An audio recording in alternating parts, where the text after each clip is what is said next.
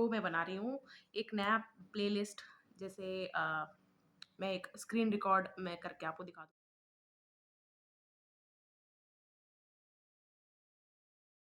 Playlist मैंने already बनाई हुई है कि बाद में ऐसे चेक ना करना पड़े।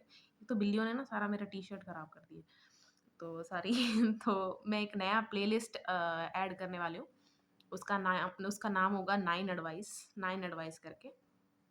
मतलब थोड़े-थोड़े टाइम के बाद 9 एडवाइस करके मैं एक-एक वीडियो डालती रहूँगी और उसमें जो भी आपको यूज़फुल लगे वो आप अपना लीजिए लाइफ़ में, जो नहीं लगे इग्नोर कीजिए। जैसे आप वैसे भी बहुत सारा बुलशिट इग्नोर करते ही होंगे लाइफ़ में, सोशल मीडिया पे, तो उसी तरह। और बीमार ना ना हूँ मैं महीने में 5-6 चलो 5-6 ज़्यादा बोल दिया लेकिन 2-3 तो वीडियो डाल ही सकती हूँ यार। मुझे ऐसे कभी-कभी लगता है ना पता नहीं किसी और का भी कोटा मुझे ही दे दिया बीमार होने का। आज ही मैंने चेक करे मेरे बाल भी यहाँ से सफ़ेद हो गए। Sorry, sorry. वीडियो को डिले नहीं करते हुए लेट्स गो।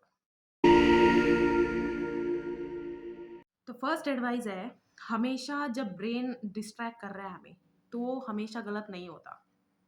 ब्रेन की ना समझ लो कि ऐसा होता है ना लेफ्ट साइड है, राइट साइड है। एक ऐसा पॉइंट होता है ब्रेन में जो खुद मतलब ब्रेन भी उस चीज़ से आपको बचाना चाह रहा है। बहुत ज़रूरी भी होता है।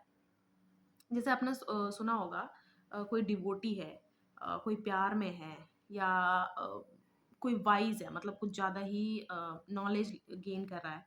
उस इंसान को एक टाइम के बाद सब पागल ही कहते हैं क्योंकि ब्रेन एक ही डायरेक्शन में अपनी पूरी कैपेसिटी लगा के मतलब वो उस बारे में शोध करना या खोज करना वो करता रहता है। उससे ना इंसान एक ही चीज़ में जब लगा रहता है ना तो ब्रेन को सारे इमोशन उस एक चीज़ से निकालने हैं। खुशी भी उसी चीज़ से होनी चाहिए, दुःख भी उसी चीज़ से होना चाहिए, सब कुछ। तो ना एक टाइम बाद ना इंसान जैसे अ, बहुत सारे लोगों को तो वो पागल लगेगा, लेकिन वो पागल नहीं होता। जैसे अपने ही एक खोज में वो इंसान लगा रहता है। तो हमेशा जब आपका ब्रेन आपको डिस्ट्रैक्ट कर रहा है, तो ज़रूरी नहीं है कि वो गलत है, वो आपकी भलाई के लिए भी हो सकता है, ठीक है? सेकंड है, ये है जितनी फास्ट डेटिंग लाइफ है या जो भी ट्रेंड चला हुआ है कुछ भी होगा ठीक है वैसे मैं तो जितने भी टर्म दे दो मैं तो मानती नहीं हूँ किसी में जैसे होता ना कि सिचुएशनशिप बन गई किसी का कुछ पता नहीं आजकल नए नए वर्ड्स आ रहे हैं बेंचिंग ये वो तो या तो आप रिलेशनशिप में होते हो मतलब कनेक्शन में होते हो किसी के साथ कोई आपको सच में पसंद करता है या तो नहीं करता ठीक है अब जो ये नहीं करता उसको उस दुख को हम एक्नॉलेज गलत तरीके से कर रहे हैं कि नहीं नहीं मेरा सिचुएशनशिप चल रहा है कितना अजीब है इसमें रिस्पेक्ट नहीं है तो या तो आप होते हो या तो आप नहीं होते ठीक है तो इसमें जैसे रिस्पेक्ट कितनी है रिस्पेक्ट एक तरफा तो होना नहीं चाहिए जैसे ज़रूरी नहीं है लड़का लड़के की करे या लड़का सिर्फ लड़की की इज्जत करता रहे म्यूचुअल रिस्पेक्ट कितनी है इस चीज़ को चेक करने का बहुत ही आसान तरीका ये है सोचो आप दोनों थोड़ा डिस्टेंस में रहते हो एक दूसरे से ठीक है एक दूसरे से तो अगर एक इंसान मैंने जानबूझ के जेंडर मेंशन नहीं किया अगर एक इंसान कह रहा है कि you will be coming to meet me तो अभी बहुत स्टार्टिंग है शुरुआत में कैसे पता चलेगा कि कोई कितनी रिस्पेक्ट करता है क्योंकि शुरू शुरू में सब अपना बेस्ट ही सामने रखते हैं बेस्ट ही दिखाना चाहते हैं है ना तो कोई भी अपना चांस अपॉर्चुनिटी मैसअप नहीं करना चाहेगा लेकिन आप खुद इस चीज़ को कैसे टेस्ट कर सकते हैं मतलब अगर रिस्पेक्ट है ना आप खुद सोचो जिसको भी आप बहुत ज़्यादा प्यार करते हो, कोई भी हो सकता है, आपका बच्चा हो सकता है, कोई भी, ठीक है? एग्ज़ाम्पल बच्चे की लेते हैं, तो आपको अपने बच्चे को मिलना है ना? देखना है, उससे बातें करने का मन हो रहा है, उसके साथ बैठने का मन हो रहा है, तो आप अपने बच्चे को नहीं कहोगे, "एक काम कर, तू ये ट्रेन चढ़, फिर वहाँ से बस ले लेना, फिर मेरे घर का मतलब घर का ये है एड्रेस।" आप खुद एफ़र्ट लगा के उसे मिलने जाओगे। आप खुद उसे देखना चाहते हो, आप खुद उससे बात करना चाहते हो। उसी तरह म्यूचुअल रिस्पेक्ट आप बहुत अच्छे से जज कर सकते हैं। अगर आपको बुलाया जा रहा है कि तू आ हम मिलते हैं चाहे ऐसे भी हो कि पैसे मैं दे दूँगी या दे दूँगा, ठीक है? स्टिल वो एक रिस्पेक्ट शो नहीं करता क्योंकि जब हम सच में किसी से प्यार करते होते हैं ना, हम चाहते ही हैं कि उसका कम से कम कुछ हम उसे तंग करें, मतलब हमें ऐसा लगता है कि हम उसे तंग ना करें, ठीक है? तो ये म्यूचुअल होना चाहिए। जैसे आप दोनों डिस्टेंस में रहते हो, दोनों मिड में कहीं मिल सकते हो। अगर मिड नहीं है, बहुत अच्छी अंडरस्टैंडिंग है आपकी, तो मतलब ऐसा नहीं होगा। ऐसा, हाँ ठीक है, अगर ऐसा है कि एक मतलब आप भी सहमत हो इस चीज़ से, नहीं कि मैं मिलने जा सकता हूँ या जा सकती हूँ, तो आप पक्का देख लेना कि वो इंसान आपको लेने या तो खुद ही आधे रास्ते तक आ जाएगा, या मतलब एफर्ट आपको दिखेंगे, इससे रिस्पेक्ट बहुत ज़्यादा दिखती है। ये भी एक चीज़ है, आप नोट कर सकते हैं। ठीक है, तो थर्ड है कि आपकी लाइफ ना, अगर आपको खुद दिख रहा है बैलेंस नहीं है, मतलब आप गिवर हो सकते हो बहुत ज़्यादा, मतलब हर किसी का हेल्प करना, हर किसी का मतलब बढ़ चढ़ के सब कुछ करना, जितनी नीड है उससे भी ज़्यादा करना, या आप सब लेते हो, मतलब आप टेकर हो ठीक है। अगर आपकी लाइफ में बैलेंस नहीं है, समझ लीजिए पता भी चल गया, आप अवेयर भी हो, स्टिल आप बैलेंस नहीं बनाना चाहते, तो आपकी लाइफ में आप देख लेना ऐसे लोग आएँगे जो उस चीज़ को बैलेंस कर लेंगे। तो अगर आप ये नहीं चाहते कि मेरी चीज़ है, मैं खुद सुधार सकता हूँ, कोई और आके ना करे, तो आप खुद अपने फाइंड आउट करो, क्या चीज़ में देखो, आप अपने आप से तो हम झूठ बोल ही नहीं सकते, तो हमें पता रहता है कि कहाँ मैंने ज़्यादा किया और कहाँ मैंने जानबूझ के हेल्प लिया, इतना मैं खुद भी कर सकती थी या सकता था, ठीक है? तो उस चीज़ को बैलेंस आउट खुद कर लो जितना हो सके। ये ना हो कि फिर लाइफ को आपको बैलेंस करना पड़े, जो मोर पेनफुल हो सकता है।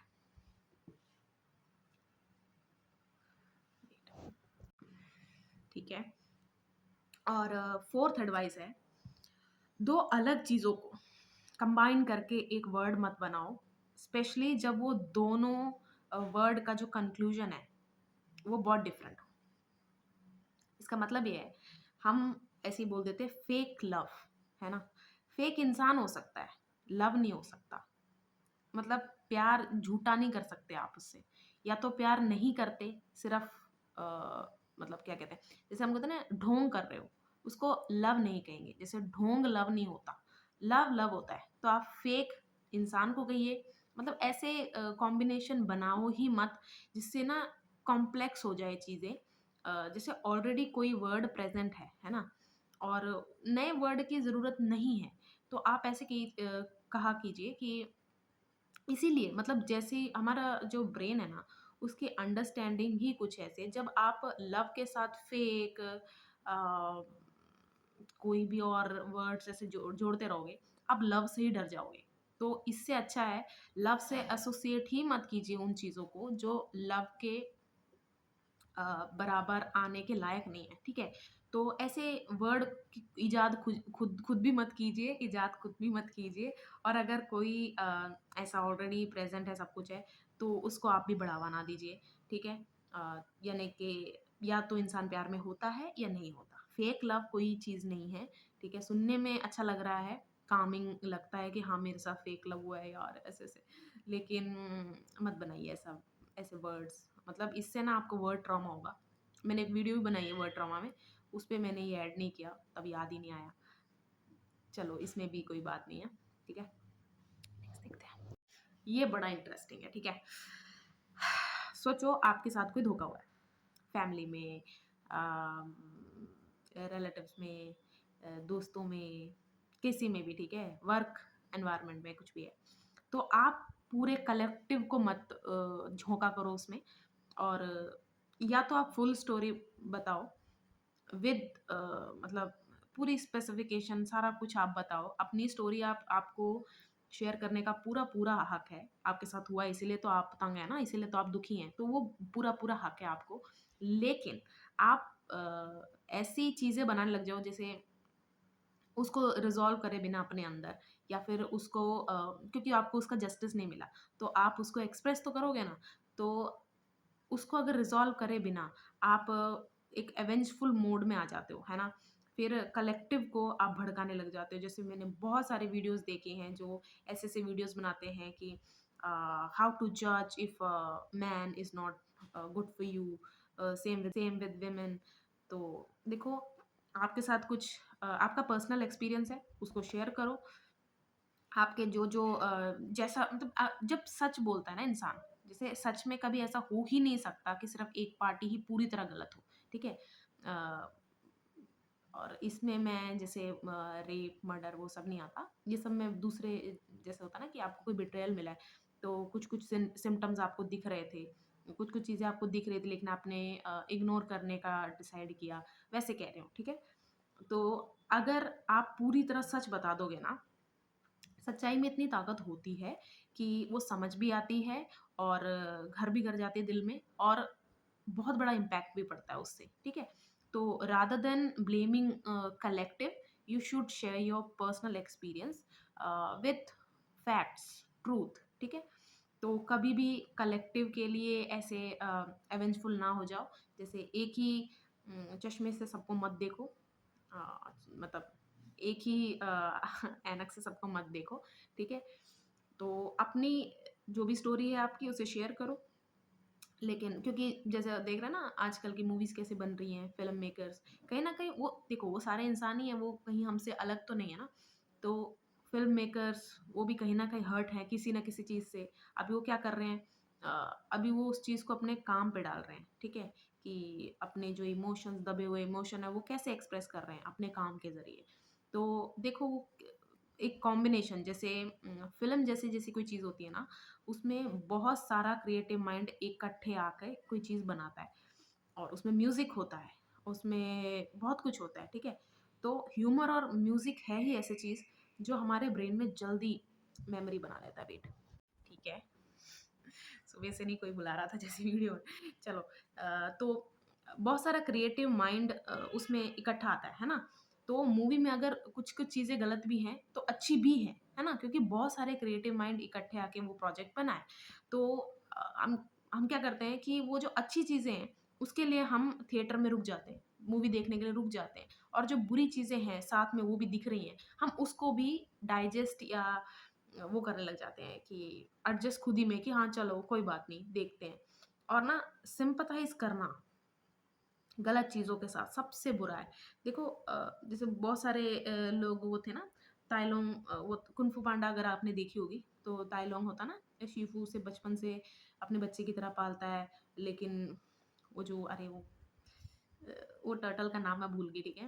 वो जो उनसे भी ऊपर के होते हैं गुरु, तो उन्होंने उसके अंदर जो अंधेरा था वो देख लिया होता है। उसके बाद वो कहते हैं नहीं ये ड्रैगन वॉरियर बनने लायक नहीं है। अब आप ताइ लॉन्ग को और पो को साइड बाय साइड रख के देखो। ताइ लॉन्ग को तो चलो शिफू ने अपने गुरु के कहने पर वो किया था ना, तो हटा दिया था या फिर बोल दिया था कि नहीं मैं अब इस ड्रीम को परस्यू करने में तेरी हेल्प नहीं कर पाऊँगा।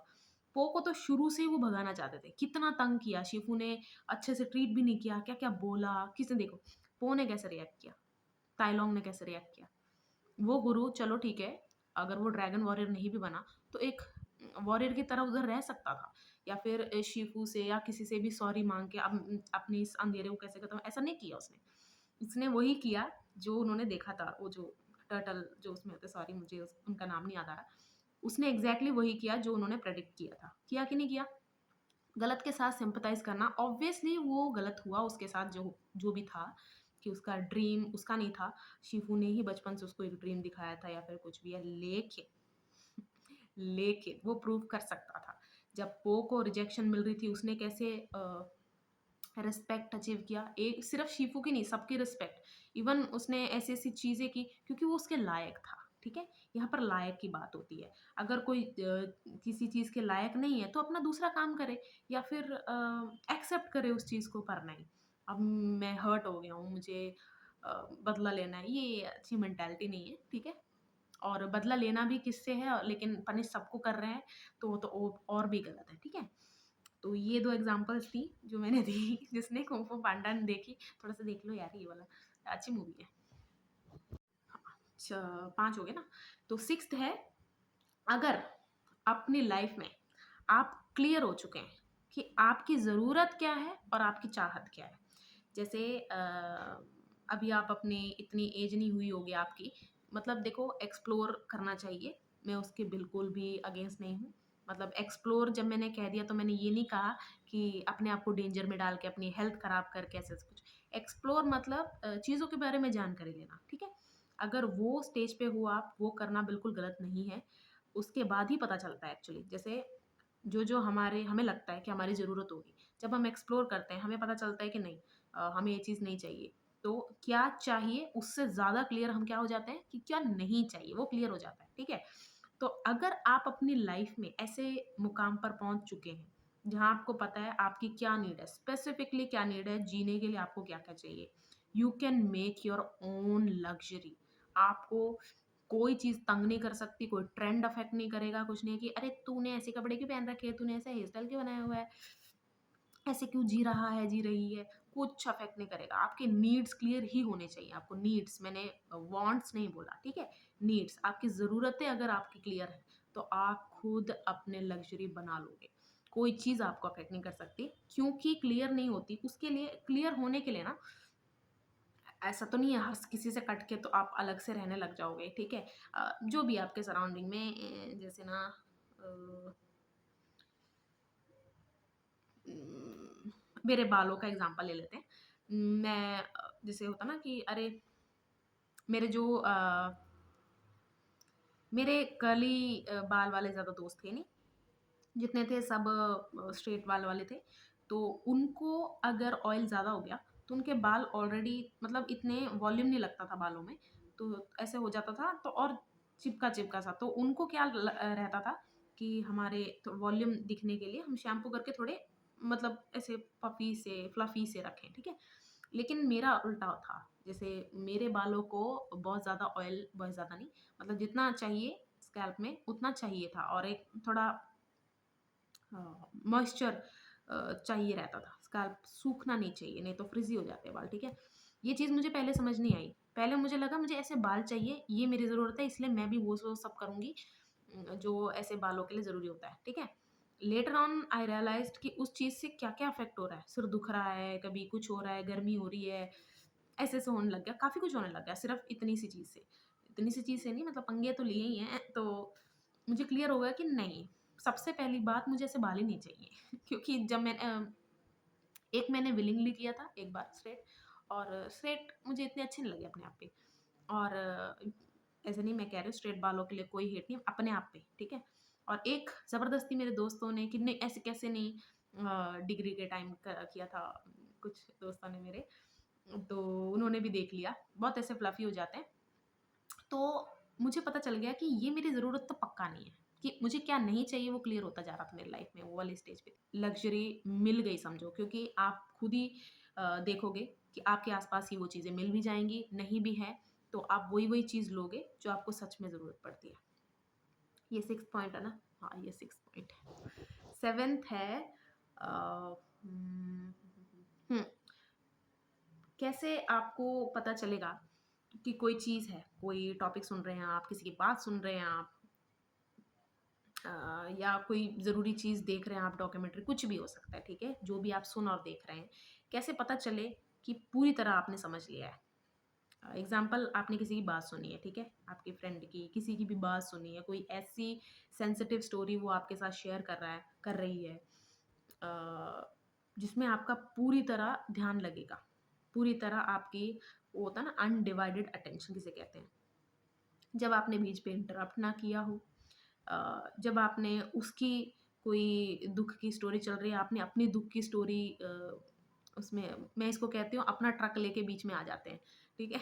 तो वो ना आपने ऐसे बीच में लाया हो और थर्ड इज़ कि फिजिटी नहीं हो आप, बिल्कुल स्टिल हो जाता है इंसान। जब आप किसी चीज़ पे फ़ोकस होता है ना, जैसे आप याद करो कोई चीज़ ऐसे देख के एकदम से मतलब ऐसी कोई चीज़ देख लो, जिसमें आपकी आँखें ऐसे खुली की खुली रह जाते हैं, तो एकदम से बॉडी स्टिल हो जाती है।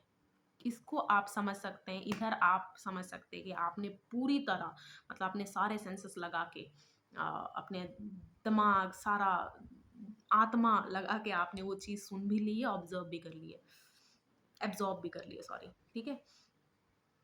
ये हो गया 6th पॉइंट ओह सॉरी ये हो गया 7th पॉइंट, 8th लिखे मैंने काफ़ी टाइम से हुए थे, तो एक दिन मैं ऐसे ही क्रॉस कर रही थी जो-जो चीज़ें अब मुझे नहीं चाहिए ऑलरेडी मैं वीडियोज़ बना चुकी हूँ, तो मैंने देखा कि ओह! ऐसी चीज़ें वैसी पड़ी हैं, तो मैंने उसको नंबरिंग करके रख दिया था, तो अभी मुझे याद नहीं है। 8th है हुँ, हाउ टू डिसिप्लिन योरसेल्फ। जैसे काफ़ी टाइम से आपने ऐसी ज़िंदगी ली है, जी है, योलो वाली, यू ओनली लिव वन्स, या फिर वन लाइफ बेबी, वैसी लाइफ अगर जी है आपने, उसके बाद डिसिप्लिन करना थोड़ा-सा मुश्किल होता है, क्योंकि एक पैटर्न जब सिखा ही दिया, फॉलो कर ही रहे हैं कि दूसरी क्या ज़रूरत है यार, वो वाली बात आ जाती है। तो अगर आपको डिसिप्लिन करना है, जैसे आपने कोई भी आज टाइम टेबल बना लिया, ठीक है? पता नहीं यार, टाइम टेबल्स बनते ही टूटने के लिए होते हैं क्या? या तो कोई ज़रूरी काम आ जाता है, या थर्ड पर्सन कोई आ जाता है उसको डिस्टर्ब करने के लिए, पता नहीं क्यों होता है। जब भी टाइम टेबल बनता है उससे कुछ अच्छा मैं फ़ॉलो करने लग जाती हूँ, बट वो टाइम टेबल नहीं फ़ॉलो कर रही होती हूँ पूरी तरह। इसीलिए मैं अब ना टाइम टेबल वो नहीं लिखती कि 9 बजे सो गई, साढ़े 9 बजे गहरी नींद सो गई, ऐसे मैं डिटेल में लिखती ही नहीं हूँ। मैं बस मोटा-मोटा लिख देती हूँ, जो स्पेसिफिक होता है, इतने पे उठ जा। मैं कैसे लिखती हूँ, जैसे 5 टू 7 उठ जा, 5 या 7 के बीच में प्लीज़ उठ जा। वैसे टाइम टेबल बनाती हूँ, सॉरी। ठीक है, अगर आपने माइंड को डिसिप्लिन करना है, अपने आप को, जिसे मसल मेमोरी भी होती है यार, बॉडी भी अडैप्ट नहीं करती जल्दी। जैसे आपको उस चीज़ को डिसिप्लिन में लाना है, thank you for the music. उसके लिए, डिसिप्लिन के लिए पेशेंस लगता है, क्योंकि पहली बात तो आप खुद भी अपने उस थॉट के साथ ही होते हो कि नहीं करते ना यार। उसी वेवर में ज़्यादा होते हो। जैसे 1-2 दिन तो आप फिर भी फ़ॉलो कर लेते हो, थर्ड डे से ऐसा होने लग जाता है।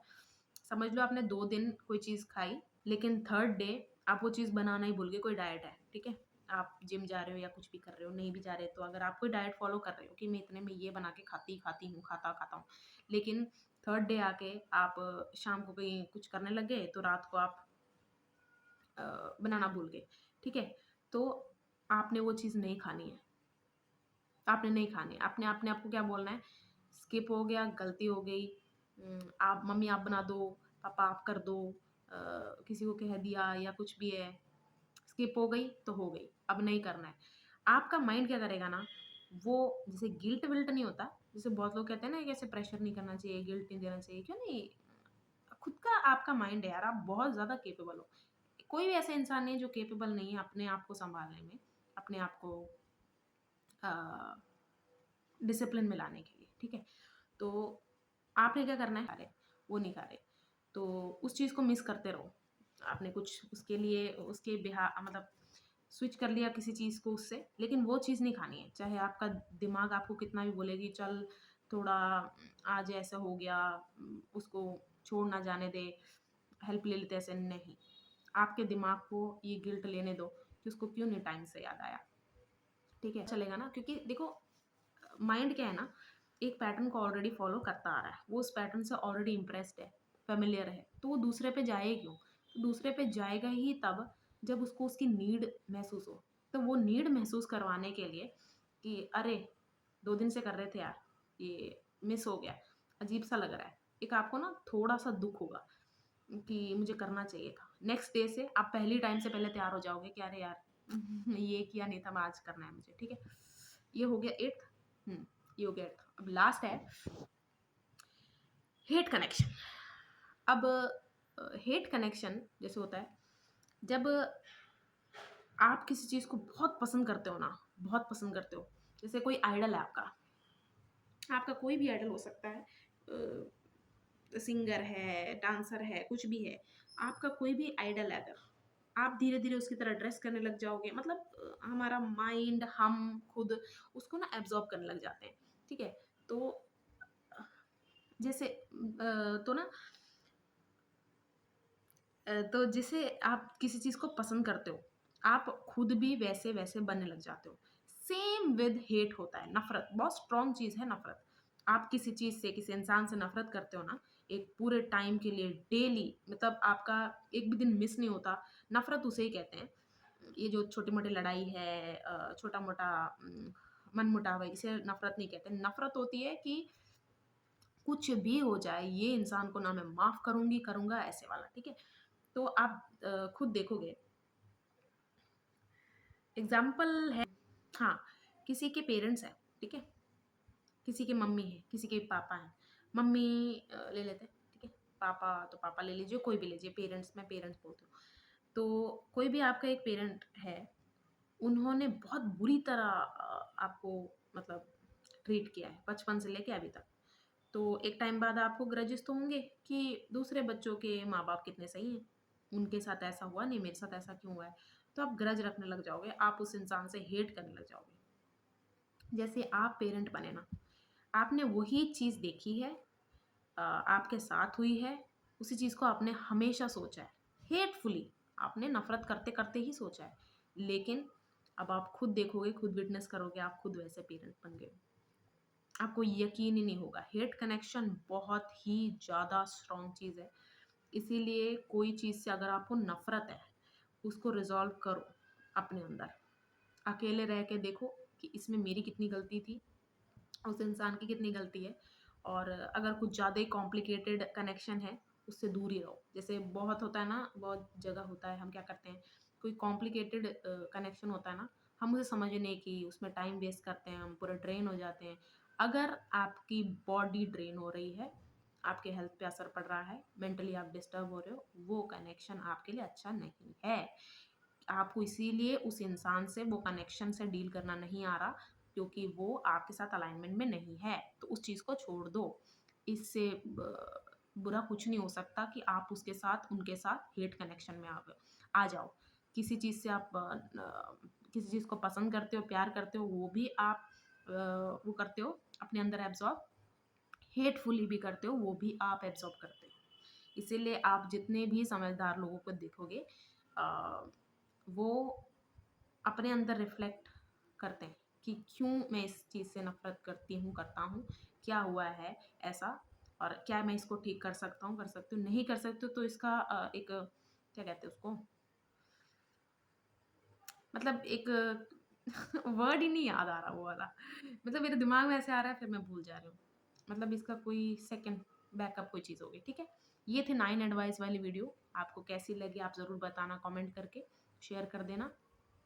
और अगर आप बहुत बहुत ज़्यादा किसी बुरी चीज़ से गुज़र रहे हो, तो मेरी इंस्टा आईडी मैंने ऑलरेडी मेंशन की हुई है, आप वहाँ भी मुझे टेक्स्ट कर सकते हो, ठीक है? कोई भी बहुत ज़्यादा दुःख में है, टॉक इट आउट आपके कोई फ्रेंड्स हैं उनके साथ, ठीक है? Until next video, bye bye.